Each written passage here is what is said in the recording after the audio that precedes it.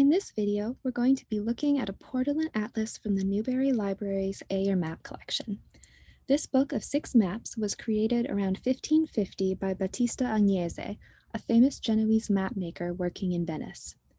This book contains maps of Europe and the British Isles, Spain and Portugal, the Mediterranean Sea, and the Black Sea. Portolan maps are known for their detailed depictions of ports and coastlines. In this map of the central Mediterranean, you can see that the coastlines are drawn with great attention to detail, but inland areas are left blank, except for the names of the ports.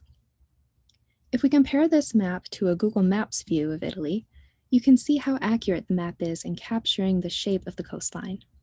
And not just the coastline of Italy, but also of Sicily, Sardinia, Corsica, the northern coast of Africa, and along the Adriatic. Because of these coastlines, it is relatively easy to pick out familiar locations, but sometimes reading the names of the places can be a challenge because of how names change over time. In this map of the Black Sea and the Bosporus, we see the label Constantinopoli for the city of Constantinople, now known as Istanbul. And on the Crimean Peninsula, we can easily read the name Kaffa, which was the name of a Genoese colony. Today, the city is known as Feodosia. For all their relative accuracy, Portolan maps can also over-exaggerate coastlines. If we zoom in on the eastern coast of the Mediterranean and compare it to a similarly scaled Google map, you can see that the Portolan map shows the port inlets much larger than they actually are. One possible explanation for this over-exaggeration is so that the shape or location of the port is clear to the person looking at the map.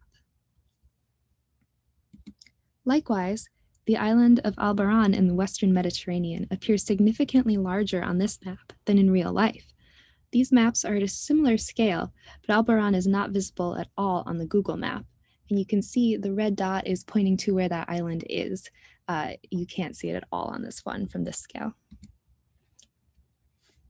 Unfortunately, there isn't much evidence about how portolans were used. Because these maps are not drawn using projection methods like a Mercator map, and they don't account for longitude, using them for navigation on a ship would be difficult, especially across long distances and open water. One possible explanation is that they were used as references for merchants on land who wanted to track the progress of their ships. This portolan in particular was also a luxury item. These maps are drawn on vellum and include gold leaf, meaning that the materials alone would set them at a high price. Agnese even made maps for kings like Charles V and Henry VIII.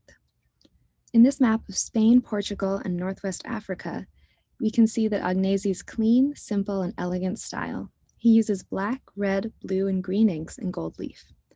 This Portolan atlas does not include illustrations, but other maps have depictions of boats, towns, and monsters. Finally, perhaps the most interesting part of this book is the working magnetic compass set in the inside cover. At first, the presence of this working compass might lead us to conclude that the portolan was used for navigation at sea, a bit like how compasses are sometimes placed on the ends of flashlights today. However, these inset compasses were common in many atlases, including those of very high value. The compass was probably not intended to provide a quick reference for a captain at sea, but instead to enhance the experience of the person in possession of the atlas. Having a working compass encourages the holder of the book to interact with it, to move the book and see if the compass really does work.